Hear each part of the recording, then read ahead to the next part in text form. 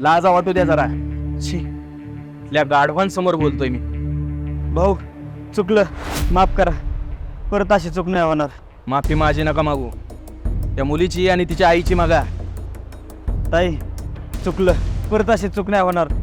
हा, आता कसं, परत एकदा सांगतो, सुधरा, नाहीतर परतच्या वेळेस वेगळ्या भाषेत समजून सांगावं लागेल मला. लक्षात ठेवायचं. चला निघतो. अरे हे घे.